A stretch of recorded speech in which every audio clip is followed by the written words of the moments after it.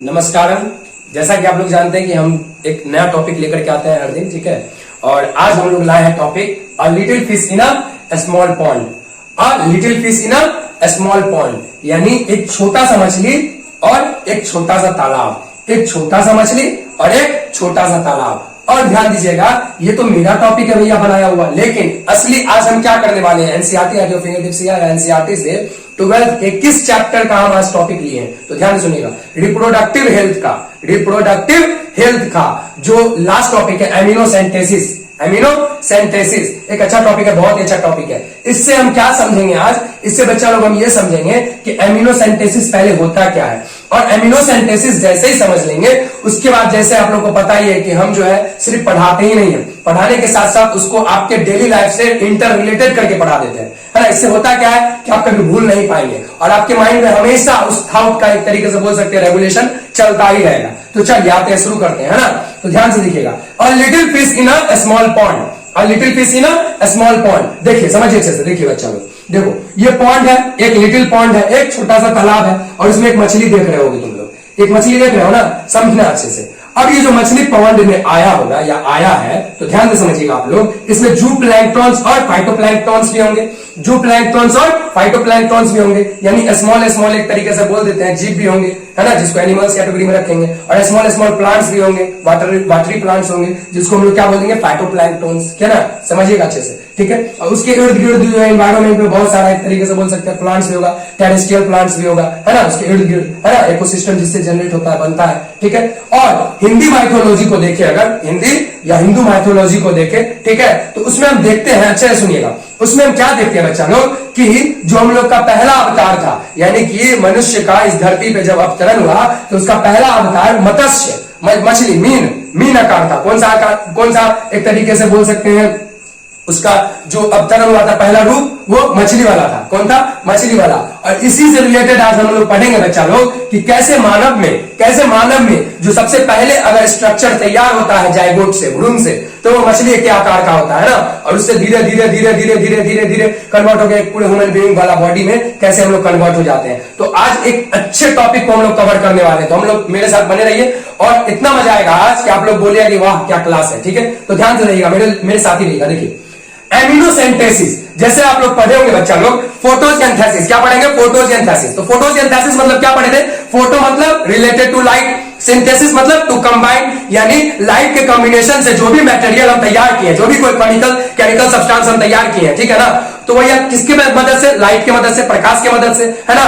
तो यानी फोटो के मदद से जो चीज का हम सिंथेसिस किए, कंबाइन करके बनाए हैं जो भी प्रोडक्ट, उसको क्या बोलते हैं, फोटोसिंथेसिस वाला प्रक्रिया, है ना। अब ध्यान से समझिए, आप लोग को एक चीज बता देते हैं, वैसे जो लाइफ है ना, हम लोग का जो जीवन है, सबसे पहले तो पता है कि सबसे ज्यादा वाटर है हमारे शरीर में, और वाटर के बाद अगर हम देखने का कोशिश करें तो सबसे ज्यादा प्रोटीन है। सबसे ज्यादा क्या है, प्रोटीन है। अरे बॉडी में कुछ भी पूछे ना, नीट में पूछे, मेडिकल में पूछे, पैरामेडिकल में पूछे, कुछ भी पूछे, अगर किसी बॉडी पार्ट्स के बारे में नहीं पता है तो एनसीईआरटी इसको क्लियर रूप से नहीं बताता है, ठीक है। देखो, लिपिड और कार्बोहाइड्रेट से कोई चीज बना होगा तुम्हारे बॉडी में, तो उसको तो बोल देगा क्या लिपिड और कार्बोहाइड्रेट से बना हुआ है, लेकिन जैसे ही प्रोटीन से बना होगा तो एनसीईआरटी उसके बारे में कुछ लिखता नहीं है। यानी एनसीईआरटी बोलता है अंडरस्टूड है, क्या है, अंडरस्टूड है, कि कोई चीज अगर उसमें कुछ ऐड नहीं किया है तो समझ लेना प्रोटीन से बना हुआ है। तो समझना अच्छे से, जो लाइफ का एक तरीके से मिसिसिपी सी था, है ना, ऐसा माना जाता है। वैसे अगर हम पौराणिक कथा को देखें तो इससे भी ज्यादा कुछ भास्ट नॉलेज मिलता है, लेकिन अगर मॉडर्न साइंटिस्ट या साइंटिस्ट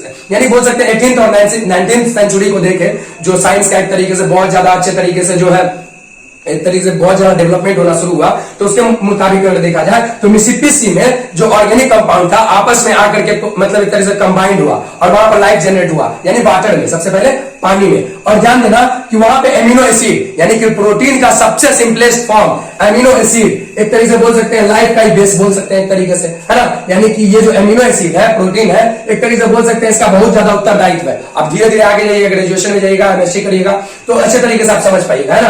अब ध्यान दीजिएगा आप लोग, आज हम लोग का टॉपिक था एमिनोसेंटेसिस। तो हम बताएं अभी, जैसे फोटोसिंथेसिस यानी कि प्रक्रिया, यानी जिस प्रक्रिया में फोटो की यानी कि लाइट को यूज करके हम किसी भी चीज को कंबाइन करते हैं ना, तो यहाँ पे क्या है, एमिनोसेंटेसिस। क्या है, अमीनोसेंटेसिस। तो एमिनोसेंटेसिस में बच्चा एक प्रोसेस है, एक प्रक्रिया है, उसमें क्या होता है, उसमें क्या होता है, तो हमें बताया एमिनो एसिड। देखो इसमें एमिनोटिक फ्लूइड, यानी ये जो एमिनोटिक फ्लूइड है, आप लोग ध्यान से देखिएगा, एकदम ध्यान से देखिएगा तभी समझ पाइएगा। देखिए ये जो है एमिनोटिक फ्लूइड, ये वाला जो देख रहे होंगे आप लोग, है ना, जहां पे हम मार्क कर रहे हैं, देखिए समझिए अच्छे से, ये एमिनोटिक फ्लूइड होता है, समझ में आ रहा है, कहां होता है, एमिनोटिक फ्लूइड होता है। इसी एमिनोटिक फ्लूइड को निकाला जाता है, ठीक है, इन द सेंस बोल सकते हैं सक आउट किया जाता है ना, खींचा जाता है सिरिंज के द्वारा। देखिए समझिए से, ये अल्ट्रासाउंड है ना, कि एक तरह से बोल सकते हैं लाइट है ना।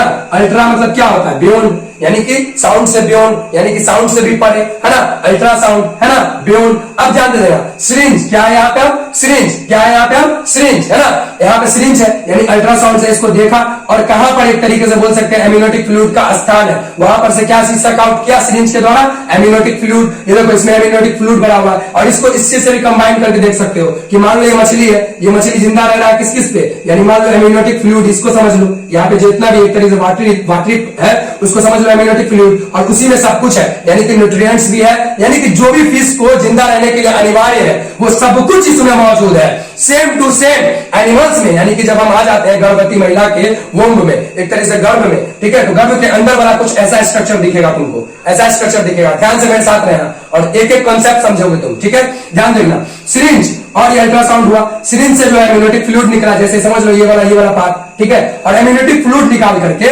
उसमें एक तरीके से बोल सकते हैं बच्चा में क्या क्या जेनेटिक डिसऑर्डर्स है ना, बच्चा का हेल्थ कैसा है। हर महीने बोलता होगा डॉक्टर साहब अगले महीने इस तारीख को आ जाइएगा, हर महीने आपको इस तारीख को आना होगा। इसका मतलब क्या है, आप लोग देखते होंगे ब्लैक कलर का एक तरीके से अल्ट्रासाउंड वाला एक हमेशा देखेंगे कि गर्भवती महिला हर एक 9 महीने में एक तरह से, हर एक महीने में सेवरली एक तरीके से जाती है, ठीक है। इसका मतलब क्या हुआ कि भाई एमिनोटिक फ्लूइड का पता करना कि यानी कि बच्चा का जो हेल्थ है हमारे एक तरीके से माता के गर्भ में वो कैसा है ना, समझ में आ रहा होगा आप लोग को। अब ध्यान दीजिएगा बच्चा लोग, एमिनो एसिड एमिनोटिक फ्लूइड आप लोग पकड़ बंधा रहे होंगे, यानी एमिनोसेंटेसिस वैसा प्रक्रिया है, एमिनोसेंटेसिस एक ऐसा प्रक्रिया है जिसमें एमिनोटिक फ्लूइड को सक आउट किया जाता है। क्यों सक आउट किया जाता है, ध्यान से देखिएगा। सबसे पहले health of foetus, health of foetus को जानने के लिए, यानी कि बच्चा जीवित रहेगा या नहीं रहेगा, यानी कि उसका हेल्थ कैसा है, सब कुछ ठीक ठाक जा रहा है या नहीं जा रहा है, उसका पोषण ठीक से हो पा रहा है या नहीं हो पा रहा है। समझ में आ रहा होगा आप लोग को, अच्छे तरीके से समझ में आ रहा होगा, ठीक है। अब देखिए सर्वाइवलिटी ऑफ द फेटस, कि बच्चा जो है एक तरीके से बोल सकते हैं कितना परसेंटेज है उसका एक तरीके से जिंदा रहने का, एक तरीके से चांस जो है कितना है ना, यानी कि पूरा जो एक गेस्टेशन पीरियड होता है 36 वीक्स का या 9 मंथ्स बोल सकते हैं अप्रोक्सीमेटली, है ना, तो बच्चा लोग, तो उस दौरान इसका क्या सर्वाइवलिटी है, कितना परसेंट है कि ये जीवित रह सकता है ना, इसमें कोई खोट नहीं है बच्चे में, ठीक है।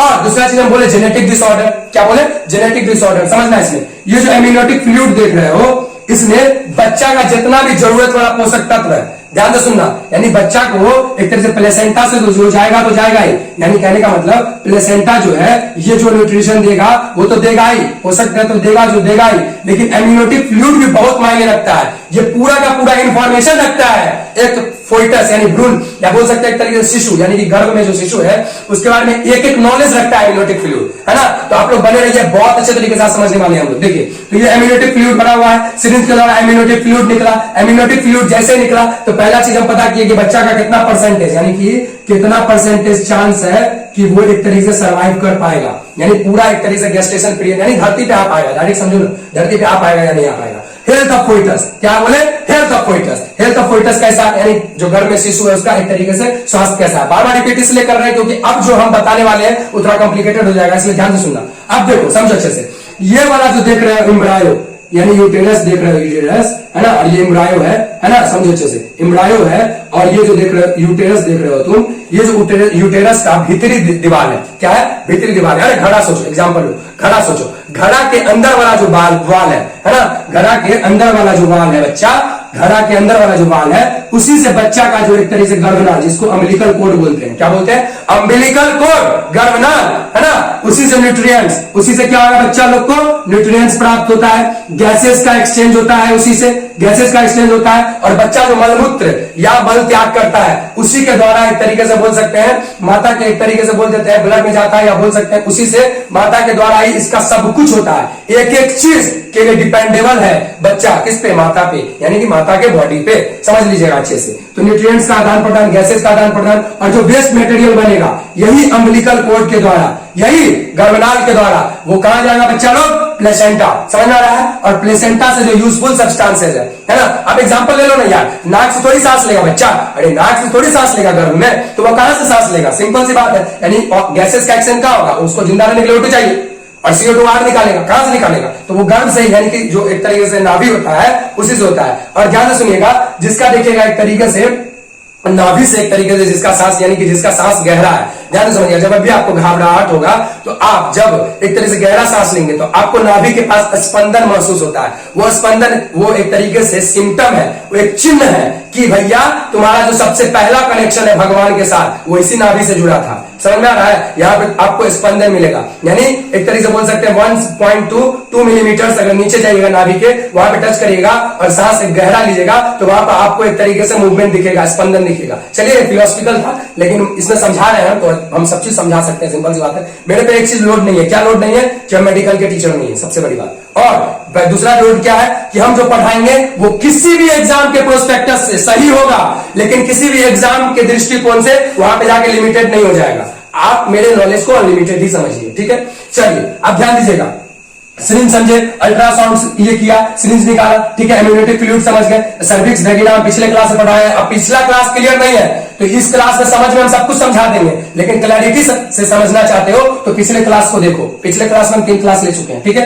अब देखो, सर्विक्स हो गया, वेगिना हो गया, वेजाइना भी बोलते हैं इसको, वेगिना बोल रहे हैं, वेजाइना भी बोलते हैं, ठीक है? एम्नियोटिक सैक अब क्या है देखो, समझो, ये जो पानी भरा हुआ है, ये जो पानी भरा हुआ है, तो ये जो देख रहे हो ये बाहरी जो एक तरीके से पेरीमीटर है, किसी भी पॉइंट का बाहरी पेरीमीटर है, देखो यहाँ ये जो बाहरी पेरीमीटर है ना, तो इसका भी बाहरी पेरीमीटर होगा कुछ, है ना? अरे समझो ना कि बोरा में एक तरीके से जो है प्लास्टिक का बोरा है, प्लास्टिक का बोरा है, सैक है, सैक प्लास्टिक का बोरा है, उसमें पानी भर दिए, क्या भर दिए? पानी। और उसमें क्या डाल दिए हम? एक तरीके से मान लो कि किसी कपड़े का गुच्छा डाल दिए, क्या डाल दिए? कपड़े का गुच्छा डाल दिए। और ध्यान से समझो, तो उसी एम्नियोटिक, यानी कि एम्नियोटिक सैक को मान लो बोरिया, क्या मान लो? बोरिया। मैथिली में समझना, बोरिया, समझ में आ रहा है? यानी कि मुड़कटिया भाषा में समझना, समझ में आ रहा है ना? चलो देखो, इसको बोलेंगे एम्नियोटिक सैक, है ना, यानी बोरिया। बोरिया के अंदर क्या है भैया? लिक्विड भरा हुआ है, एम्नियोटिक फ्लूइड भरा हुआ है, और उसी में क्या है? एक तरीके से बोल सकते हैं कपड़ा, कटिया, कपड़ा का गुच्छा, है ना? तो उसको क्या मान सकते हैं हम? फोइटस, क्या मान सकते हैं? भ्रूण, या बोल सकते हैं शिशु, या बोल सकते हैं एम्ब्रायो। चलो समझ रहे होगे तुम लोग, अच्छे तरीके से कॉन्सेप्ट क्लियर होगा मेरे हिसाब से। चलो तो समझ रहे होगे, प्लेसेंटा समझ गए, यूटेरस का वॉल समझ गए, अम्बिलिकल कोर्ड समझ गए, ठीक है? कैसे क्या होता है इस चीज को अच्छे से समझ गए, ठीक है? अब आइए मेरे साथ, फॉर टेस्टिंग जेनेटिक डिसऑर्डर। देखो, सबसे पहले एमिनोसेंटेसिस बच्चा को पढ़ाया जाता है तो सबसे पहले यही बोला जाता है कि भैया इसमें जो है सेक्स को डिटरमाइन किया जाता है, यानी कि सेक्स डिटर्मिनेशन होता है, लड़का हो या लड़की। ना, बिल्कुल गलत है, समझो अच्छे से, समझो अच्छे से। ये चीज तो पता चलता ही है कि सेक्स डिटर्मिनेशन पता कर लेंगे एमिनोसेंटेसिस से, लेकिन इसके अलावा देखे ना कितना कुछ पता चला तुम लोग को। तो अब जो हम पढ़ाएंगे वो सेक्स डिटर्मिनेशन पढ़ाएंगे, यानी कि बच्चा का जो गुणसूत्र है, अरे बच्चा का जो गुणसूत्र है पढ़ाते ना, जैसे 46 होता है, कितना होता है? 46 होता है, यानी कि ये एक तरीके से डिप्लॉइड हुआ, और इसको जब हम ले जाएंगे 23 में तो क्या हो गया? ये हैप्लॉइड हो गया। क्या हो गया? हैप्लॉइड। ये होता है मियोसिस से। क्या होता है? मियोसिस से। कौन प्रक्रिया से होता है? मियोसिस से। क्यों हुआ मियोसिस से? क्योंकि ये सेक्सुअल रिप्रोडक्शन है। कैसा रिप्रोडक्शन है? सेक्सुअल रिप्रोडक्शन है। समझ में आ रहा होगा, ठीक है? मियोसिस से, ठीक है? समझो अच्छे से। और XX और XY ये जो है बॉय के लिए एक तरीके से उत्तरदायी होता है, और ये वाला एक तरीके से बोल देते हैं कि गर्ल के लिए उत्तरदायी होता है। In the sense sex chromosome, यानी कि 50% डिपेंडेबल होता है माता पे और 50% डिपेंडेबल होता है एक तरीके से पिताजी पे। समझ में आ रहा है? तो कहने का मतलब दोनों के मिश्रण से जो 100% तैयार होता है वही जवाबदेही होता है तुम्हारे एक न्यू एवोल्यूशन का, या एक तरीके से न्यू ऑर्गेनिज्म का। जैसे अपने लोग बोलते हैं ना कि एक एक इंसान यूनिक है इस धरती पे, तो इस तरीके से भी समझ सकते हैं इसको, ठीक है? अब ध्यान से समझना, तुम लोगों को पढ़ा रहे थे फॉर टेस्टिंग जेनेटिक डिसऑर्डर, इस चीज को समझ गए होगे अच्छे तरीके से। अब समझना इस चीज को, सेक्स डिटर्मिनेशन के बाद फॉर टेस्टिंग जेनेटिक डिसऑर्डर, समझ गए कि भैया इससे पता कर लेते हैं कि सेक्स कैसा है, यानी कि लड़का होने वाला है या लड़की होने वाला है, ठीक है? और इसका जो मिसयूज हुआ है इंडिया में इतने खतरनाक तरीके से, हरियाणा को इसमें सर्वप्रथम हम रखेंगे, क्योंकि हरियाणा का भी डिस्कशन करेंगे जब हम शास्त्र का नॉलेज देंगे भी, मेरे साथ बने रहना, थोड़ा सा लंबा वीडियो होगा, लेकिन इस वीडियो के बाद आप एक एक चीज, एक एक टॉपिक, एक एक सब टॉपिक पे क्लियर हो जाएंगे, है ना। तो ध्यान से देखिएगा आप लोग, ध्यान से समझिएगा अच्छे लोग आप लोग। चलो देखो, तो पहला जो एक तरीके से डिजीज होगा, जेनेटिक डिसऑर्डर होगा, है ना। और वो पता किससे करेंगे, ध्यान देखो, पता किससे करेंगे, foetal sex determination chromosomal pattern, इससे तो पता करेंगे सेक्स कौन है, XY या XX है। और जेनेटिक डिसऑर्डर किससे पता करेंगे, क्रोमोसोमल पैटर्न, यानी कि जो क्रोमोसोम होता है ना, गुणसूत्र, उसका पैटर्न कैसा है, उसका एक तरीके से बोल सकते हैं सीरीज कैसा है, यानी सीरीज कैसा है, उसको पढ़ाएंगे, जेनेटिक एंड इवोल्यूशन पढ़ाएंगे ना, तो उसमें अच्छे से क्लियर कर देंगे। चलिए मेरे साथ बने रहिएगा, देखिए समझिए अच्छे से बच्चा लोग। देखो क्रोमोसोमल पैटर्न जो होगा, क्रोमोसोमल पैटर्न जो होगा बच्चा लोग, यानी कि क्रोमोसोमल पैटर्न जो होगा, इस पैटर्न से हम पता कर सकते हैं कि बच्चा स्वस्थ है या बच्चा स्वस्थ नहीं है, तो उसमें कौन सा जेनेटिक डिसऑर्डर हुआ है। तो पहला देखिए पॉइंट ऑफ व्यू से, सब एग्जाम के पॉइंट ऑफ व्यू से बहुत इंपॉर्टेंट है। पहला डाउन सिंड्रोम, दूसरा हेमोफीलिया, हेमो मतलब यहाँ पे ब्लड से रिलेटेड होता है, ठीक है, समझ गए होंगे आप लोग, ठीक है। हेमो मतलब ब्लड से रिलेटेड, यानी कि ब्लड वाला प्रॉब्लम, यानी एक तरीके से ब्लड का जो सेल होता है ना बच्चे में, अच्छे तरीके से फॉर्म नहीं हो रहा है, ठीक है, समझ लेंगे आप लोग। चलो सिकल सेल एनीमिया, एनीमिया मतलब पता ही है, आयरन की कमी होगी, समझ में आ रहा है सबको, ठीक है, तो आयरन की कमी होगी, समझ में आ रहा है, ठीक है। चलो अब ध्यान देना आप लोग, ये पूरा टॉपिक हो गया, इधर समझ गए पूरा, ठीक है। अब ध्यान देना बच्चा लोग कि इसका मिसयूज कहां हुआ। एमिनो सिंथेसिस का मतलब तो ये था कि जो भैया आप जो एक तरीके से अपना मिलन किए हैं, उस मिलन के स्वरूप आपको फल स्वरूप आपको क्या मिल रहा है, एक तरीके से प्रसाद के रूप, यानी भगवान का, ईश्वर का प्रसाद मिल रहा है कि आपका वंश आगे बढ़े। अब लड़का हो या लड़की हो, इसमें फर्क क्यों किया गया, कैसे किया गया, क्यों ऐसा समाज में अवधारणा बना, उस पूरे कॉन्सेप्ट को आज हम ऐसा क्लियर करेंगे कि आज के बाद किसी भी अगर लड़की या महिला को देखोगे तो सबसे पहले ये सोचोगे कि जो टीचर पढ़ाया था हमको, जहां देखे हैं वो क्या समझाया था। तो मेरे साथ बने रहना, चलो अब देखना अच्छे से, समझना अच्छे से, देखो समझो। Misuse to kill the normal female foetus, यानी एमिनोसेंटेसिस का एक तरीके से मिसयूज हुआ गया। क्या मिसयूज हुआ कि भैया इसका सेक्स डिटर्मिनेशन कर लो, आप पता कर लो कि XX है या XY है, और उसके बाद जब लड़की पता चलेगा ना कि लड़की होने वाला है, तो उसको जो है गर्भ में ही मार देना, गर्भ में ही मार देना, नहीं तो बाहर निकलेगा तो पता ही है कि लड़की का कितना वैल्यू होता है आजकल के डेट में। चलिए ध्यान से समझिए, इस कॉन्सेप्ट को भी आज बदलने वाले हैं, समझिएगा अच्छे से। मेरा पढ़ाना बिल्कुल भी सिर्फ सिलेबस को कंबाइन करना नहीं होता है, समझ लीजिएगा आप लोग, ठीक है। चलिए legally band in India, legally मतलब क्या, कानूनी रूप से इसको बैन कर दिया गया। कहां बैन कर दिया गया, इंडिया में बैन कर दिया गया। और सबसे ज्यादा कहा था जो सेक्स रेशियो है, अभी तो ठीक ठाक हो गया हरियाणा का, यानी कि एक तरह से बोल सकते हैं थोड़ा सा जागरूकता आया, अवेयरनेस आया तो ठीक हो गया है। लेकिन अगर देखें इससे पहले तो पर 1000 मेल पे मात्र और मात्र 600 या 550 या 350 या 400 ऐसे करके लड़की रहती थी। समझ में आ रहा है आप लोग को, ठीक है, समझ में आ रहा होगा तो बहुत अच्छी बात है। चलिए अब ध्यान दीजिएगा, फीमेल बैंड फेटिसाइड, यानी कि लीगली बैंड कर दिया गया। एमिनोसेंटेसिस का प्रक्रिया में एक चीज को नहीं बताने दिया जाता था और अभी भी नहीं बताने दिया जा रहा है, ठीक है। क्या कि भैया आप उसके सेक्स को डिटरमाइन नहीं कर सकते हैं कि लड़का होगा या लड़की होगा। क्यों, क्योंकि अब बताते हैं, अब शास्त्र की तरफ लौटते हैं और इसमें ब्रह्म सूत्र को भी हम बहुत अच्छे तरीके से पढ़ाएंगे, ब्रह्म सूत्र को भी अच्छे तरीके से पढ़ाएंगे, और जितना सामाजिक अवधारणा बना हुआ है लड़की को लेकर के। और आप लोग को एक चीज बता दे कि मेरा जो प्रथम क्लास था उस दिन हम ये भी पहने थे और हमको याद है कि ग्रीन ड्रेस पहने थे। इसका मतलब तात्पर्य मेरा यह था कि जब हम फीमेल रिप्रोडक्टिव सिस्टम पढ़ाए तो इसको पढ़ाने का एक ही उद्देश्य होना चाहिए, सिर्फ मेडिकल निकालना नहीं। पहला चीज ध्यान से समझिएगा कि आप लोग को भी माइंड में आएगा कि अरे पंडित है तो ये एकदम भद्दा टॉपिक, दूषित टॉपिक क्यों लिया, कुछ अच्छा टॉपिक भी तो ले सकता था। अब हम लोग बताते हैं, सुन लीजिए।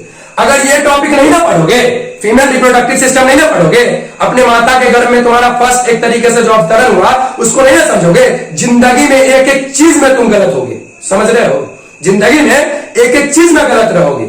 और जिस माता के योनि से निकल करके ध्यान से सुनना, तुम इतने पवित्र अपने आप को बोलते हो कि हम पुरुष हैं और वो स्त्री है, स्त्री होगी तो दूषित ही होगी मेंस्ट्रुअल साइकिल के समय में, माहवारी के समय में, समझ आ रहा है। और हम पुरुष हैं तो हम कभी दूषित नहीं होंगे। आज उसका कॉन्सेप्ट ऐसे तोड़ेंगे कि आज के बाद किसी भी महिला को देखोगे तो नमस्कार ही करोगे। समझ में आ रहा है, तो चलिए मेरे साथ बने रहिएगा। तो ध्यान से समझिए, शास्त्र की तरफ लौटते हैं चलो, और एक चीज समझने का कोशिश करते हैं कि हमारे समाज में एक चीज गलत फैला गया कि जो शास्त्र है ना, शास्त्र यानी कि जो भागवत गीता है या चाहे कोई भी शास्त्र है, ध्यान से सुनिएगा, कोई भी शास्त्र है, उसको लड़की जात न छुए, उसको लड़की जात न छुए। उस समय बिल्कुल न छुए जब वो मेंस्ट्रुअल साइकिल में हो, है ना, उस समय बिल्कुल भी न छुए। समझ में आ रहा है। और इसमें बता देते हैं समाज का कौन तबके का एक तरीके से बुद्धि डाला हुआ है, उसको भी आज उजागर करने वाले हैं। ठीक है, तो समझिएगा शास्त्र में जो पुरुष और प्रकृति बोला गया है, और जो एक तरीके से जो हम लोग सुनते हैं कि अरे भाई साधु जी हो, साधु के चक्कर में नहीं रहिए, वो जैसे देखते हो ना लड़की या महिला के, तब बोल देते हो कभी पता कि ए साधु से हटो हटो, तुम महिला हो, तुम लड़की हो, तुम लड़की हो। अब हम बता देते हैं वो साधु नहीं है, वो साधु नहीं है जो एक तरीके से अगर वैश्या को देखे तो उसको पैर छू के प्रणाम नहीं करे। क्यों बता दें? इसलिए क्योंकि जो वैश्या होती है वो जितना भी तुम्हारे समाज में अगल बगल में एक तरीके से माइंड से रेपिस्ट, माइंड से बलात्कारी घूम रहा है, उस सबका भ्रास अपने पे निकाल लेती है, ताकि तुम्हारे अगल बगल में जो बहन बेटी है वो सुरक्षित रह सके। समझ में आ रहा है ना? तो कहने का मतलब उसको पैर छू के प्रणाम करना चाहिए साधु को, तब वो वास्तव साधु हुआ। और उससे अगर घृणा करे, उससे दूर भागे, तब उसका साधु परिपक्व नहीं हुआ है, साधु उसके मैच्योरिटी फॉर्म में नहीं आया। समझ में आ रहा होगा आप लोग को? चलिए आइए देखिए, पुरुष और प्रकृति, इसमें ये साधु बोलता था, आप सब साधु गलत नहीं है, समझिए अच्छे से। जो अच्छे साधु है उसका मतलब क्या होता था पुरुष प्रकृति को लेकर, समझिए। देखिए पुरुष और प्रकृति मतलब यहाँ पे ये हुआ कि यहाँ पे मान लो ये पुरुष है, ये स्त्री है, प्रकृति को ही स्त्री बोला जाता था। क्यों बोला जाता था? ध्यान से समझिए। ये जो मेरा गर्भ है ना, इसको मान लीजिए आप पृथ्वी, क्या मान लीजिए बच्चा लोग? पृथ्वी, क्या मान लीजिए? पृथ्वी। अब इस गर्भ को हम पृथ्वी मान लिए। अब मान लीजिए पृथ्वी पे हम लोग रह रहे हैं, तो अपने लोग को क्या माने? अब हम लोग क्या मान लेंगे? मान लो हम शिशु है, क्या शिशु है? किसके? तो उस भगवान ईश्वर के, उस भगवान ईश्वर के, यानी उस भगवान ईश्वर के ही हम शिशु में। और कहा है? पृथ्वी पे। तो पृथ्वी को मान लो गर्भ, और उस पर जो हमारा अवतरण हुआ है तो उसको मान लेंगे शिशु। क्या मान लेंगे? शिशु। और ध्यान से सुनिएगा, अच्छे से सुनिएगा, कॉन्सेप्ट एक एक क्लियर हो जाएगा। तो कोशिश यहाँ पर किया था साधु जो महात्मा थे, जो वास्तव में साधु महात्मा थे, वो ये समझाने का कोशिश किए थे कि स्त्री से बच के रहो, इसका मतलब प्रकृति से बच के रहो। स्त्री से बच के रहो, इसका मतलब प्रकृति से बच के रहो, यानी अपने देह भाव से बच के रहो। ध्यान से सुनो, अपने देह भाव से बच करके रहो, अपने देही वाले स्तर पे मत रहो, अपने बुद्धिमत्ता के स्तर पे जाओ, है ना, इंटेलेक्चुअल लेवल पे जाओ, ताकि तुम इसको विच्छेद कर सको, प्रतिच्छेद कर सको, विखंडित कर सको कि भैया सब कुछ प्रकृति ही नहीं होता है, प्रकृति के ऊपर एक चेतन है जो सबका एक तरीके से नियमता है, यानी कि सबको चलाने वाला है, सबको ऑपरेट करने वाला है ना। तो उस पॉइंट ऑफ व्यू से यहाँ पे बोले थे कि स्त्री से दूर रहो। स्त्री मतलब प्रकृति, यानी कि जो हमको एक तरीके से बोल देते हैं कि हम लोग को एक तरीके से वासना से एक तरीके से खिलाता है, माया ही बोल सकते हैं इसको, क्या बोल सकते हैं? माया ही बोल सकते हैं। वासना देता है, या बोल सकते हैं भूख लगता है, यानी जितना भी चीज तुम्हारा अवरोध है भगवान के प्रति जाने में, जाकर के 2 घंटा बैठो ना भगवान के पास, तुमको क्या क्या याद आएगा हम बता देते हैं। मोबाइल में केकर मैसेज जलकर हो, है ना, तुमको भूख लग जाएगा तुरंत में, तुमको सुसु आने लगेगा। कहने का मतलब तुम्हारा बॉडी 1% भी नहीं चाहता है कि भगवान के समक्ष जाकर के बैठो। इसका मतलब क्या हुआ? वहां पे तुम किससे फाइट कर रहे हो? प्रकृति से, है ना। और जो प्रकृति से फाइट किया, माया से फाइट किया, वही माया को जीत पाता है, वही माया को जीत पाता है। तो ध्यान से सुनिएगा, जैसे ही आप माया को जीतिएगा ना बच्चा, जैसे ही आप माया को जीतिएगा, समझ लीजिएगा कि आप किससे विमुख हो गए? प्रकृति से विमुख हो गए। और किसके सम्मुख हो गए? किसके सम्मुख हो गए? परब्रह्म के, परब्रह्म के, है ना। और जैसे ही परब्रह्म के सम्मुख होंगे, ध्यान से सुनिएगा, जैसे ही परब्रह्म के सम्मुख होंगे, तो ध्यान से सुनिएगा अच्छे से, ये प्रकृति का एक एक कंपोनेंट्स आपका कुछ नहीं बिगाड़ सकता है। वासना आपको फूल के जैसा लगेगा। कृष्ण जो थे ना, कृष्ण वो राधा से जब प्रेम करने जाते थे, तो आज हम अपने दोस्त लोग को सुनते हैं बोलते हुए, अरे वो खच्चर है, वो खच्चर कृष्णा का बात करता है तुम, वो क्या जानेगा प्रेम मतलब क्या होता है। प्रेम को आज इतना नाली का कीड़ा के जैसे उसको दूषित कर दिया गया है प्रेम शब्द को, कि हम बता नहीं सकते हैं। अगर किसी को आप इमोजी भेजिएगा ना हाथ वाला, तो उसको लगता है कौन सी कि हमसे प्रेम कर रहा है और कल आकर के हमको कहीं कुछ कर न दे। समझ में आ रहा है ना, इतना दूषित कर दिया गया है प्रेम शब्द को। तो चलिए यहाँ पे समझेंगे अच्छे से, समझना अच्छे से। तो महामारी के समय आप लोग देखते होंगे कि लड़की जात को एक तरीके से मंदिर में जाने से रोका जाता होगा। आप समझ लेते हैं एक चीज को, अच्छे तरीके से समझ लेते हैं। आप इस योनि से निकले, यानी कि यहाँ पे सर्विक्स और वेजाइना देख रहे होंगे, इसी योनि से आप निकले हैं ना, तो इसको अगर आप दूषित मान रहे हैं, इसको आप अगर दूषित मान रहे हैं, तो आपका शुद्ध है, आप शुद्ध है, पुरुष है, आप शुद्ध है। आप पुरुष का भी कॉन्सेप्ट क्लियर करेंगे, पहले सुन लो अच्छे से। कहने का मतलब आप शुद्ध हो गए। अरे पुरुष इस गर्भ से निकला, इस एक तरीके से योनि से निकला, एक तरीके से अपने माता की योनि से निकला, तो क्या माता का योनि अगर गंदा है तो आप शुद्ध है? आप शुद्ध है, आप शुद्ध नहीं, शुद्ध नहीं है, कंफर्म हो गया। तो कहने का मतलब आप जब मेंस्ट्रुअल साइकिल के समय, पुरुष जाति खास करके जो एक तरीके से बोल सकते हैं धर्मावलंबी सब बैठे रहते हैं, बुद्धिजीवी लोग, महिला का जाना वर्जित है इधर, महिला का जाना वर्जित है इधर। हम उसको इतना ही बोलना चाहते हैं कि बच्चा लोग, अगर महिला अगर नहीं जाए ना, महिला अगर नहीं जाए एक तरह से मंदिर में, तो तुम्हारा खाना खर्ची बंद हो जाएगा। जितना भी अड्डा बनाए हुए हो ना धर्म को पकड़ पकड़ के, अपने पेट के लिए बड़ा बड़ा तोंद रखे हुए हो, है ना, लड़की से भी बड़ा बड़ा तोंद है, यानी इस गर्भ जैसा माँ का होता है ना, उससे ही बड़का तोंद देखे होगे तुम लोग साधु महात्मा का। वो समझ लेना अच्छे से, वो झूठा साधु महात्मा है। समझ में आ रहा है? जो साधु सच्चे साधु महात्मा होंगे उसका बॉडी से कुछ मतलब नहीं रहता है। उनको सबसे पहली बात प्रकृति से कोई मतलब ही नहीं रहता है। उसको समझ लो प्रकृति हेल्प करता है, ना कि प्रकृति रोकता है। समझ में आ रहा है? लेकिन सबसे पहले एक बार हिम्मत करके उठो तो सही, अपने आप को जीतो तो सही, अपने मन पे काबू तो करो, अपने मन को शुद्ध तो करो। अपने मन को, क्या मेरे मन में नहीं आता होगा गंदे विचार? नहीं आता होगा। यहाँ देख लीजिए पूरे मोहल्ले में इस टॉपिक को पढ़ाए हैं हम। जितने भी सारे दोस्त होंगे, आप लोग भी दोस्त होंगे, अरे वो टीका लगा के पढ़ाता है, टीका लगा के इतना दूषित चीज से पढ़ाएगा वो। अरे ये दूषित है, तुम्हारे जीवन के अवतरण का पूरा फिलॉसफी है, ये दूषित है। ये नहीं समझोगे, इससे भागते रहोगे, तुम कुछ भी बन जाओ ना जी, कुछ भी हासिल कर दो, कुछ भी नहीं होगा। ठीक है, अब ध्यान देना अच्छे से, समझना अच्छे से। देखो क्यों इस टॉपिक को चूज किए, हम समझ गए क्यों इस टॉपिक को चुन रहे हैं। क्योंकि जब तक इस चीज को हम अच्छे से समझा नहीं देंगे अपने समाज के आदमी को, वो इस चीज से मुक्त नहीं हो सकता। इसी के इर्द गिर्द अभी सबका माथा घूमता रहता है, हमको अच्छे तरीके से पता है, क्योंकि हम भी इस चीज को झेल चुके हैं। ठीक है, और जैसे माता रानी को छोड़ते हैं तो फिर उसी समय माथा जाता है। समझ में आ रहा है? तो इस वजह से हम इस चीज को बोल पा रहे हैं। अब ध्यान दीजिएगा, अच्छे से समझिएगा। देखिए स्त्री महत्व, स्त्री तत्व क्या होता है सुनिए। स्त्री अगर मिनी स्कर्ट पहने तब भी आपको बुरा लगता है, साड़ी पहने तब भी बुरा लगता है, और फ्रॉक पहने तब बोलते हो प्रिमिटिव है। प्रिमिटिव मतलब समझता है एंशिएंट, मतलब कितना पुराना डिजाइन की साड़ी पहन लो, कितना पुराना डिजाइन के फ्रॉक पहन लो, इस तरह के कंप्लीट करते हैं। जब माता साड़ी पहने तो उसको कुछ गंदा लफ्ज बोलने से पहले ये सोच लो कि माता रानी का रूप है, और माता का जो सप्तमी के दिन आंख खुलता है ना, पट खुलता है ना, तो उस दिन जो सज सवर के माता तैयार होती है अपने उस ईश्वर को प्राप्त करने के लिए, शिवत्व को प्राप्त करने के लिए, अपने शिव भगवान को प्राप्त करने के लिए पार्वती सज धज के तैयार होती है। उस तरीके से आप सोचिए, परिकल्पना कीजिए, मन में गंदे थॉट्स नहीं आएंगे।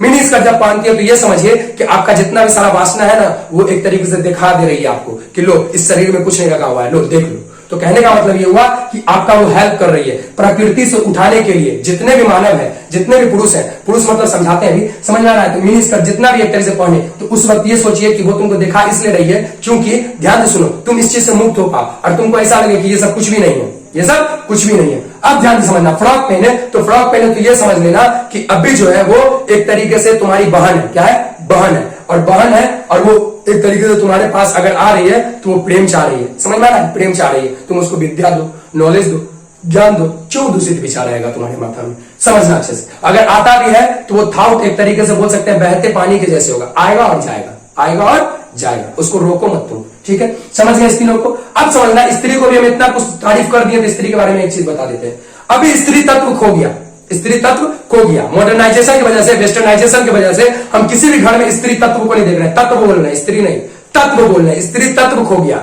स्त्री कैसी थी भारत की, आप जाकर के अपने वेद ग्रंथ को पढ़िए, नहीं तो वीडियो बहुत ज्यादा लंबा हो जाएगा, हम जल्दी समाप्त करना चाह रहे हैं। ठीक है, चलिए। तो देखिए, पुरुष छूट गया था, पुरुष बता देते। प्रकृति अच्छे से समझ गए होंगे आप लोग कि प्रकृति जो है एक तरीके से बोल देते हैं कि अपने हम लोग को पाल रही है। जैसे गर्भ में, जैसे यहाँ देखो ना, मछली का एक तरीके से मछली को पाल रहा है ना, पूरा इकोसिस्टम, पूरा प्रकृति मिल करके मछली को पाल रहा है, इकोसिस्टम मिलकर पूरे मछली को पाल रहा है। यहाँ पे एम्नियोटिक फ्लूइड फेटस को जिंदा रखने का पूरा प्रयत्न कर रहा है ना। तो कहने का मतलब ये हुआ बच्चा कि प्रकृति, यानी जिसको स्त्री बोल दी है साधु महात्मा लोग, और स्त्री की वजह से यहाँ माइंड में ऐसा थाउट आ गया स्त्री लोग के कि भैया महावीर हो तो मंदिर नहीं जाना चाहिए, भैया साधु महात्मा के बॉडी में टच नहीं करना चाहिए। तो कैसा साधु महात्मा होगा वो?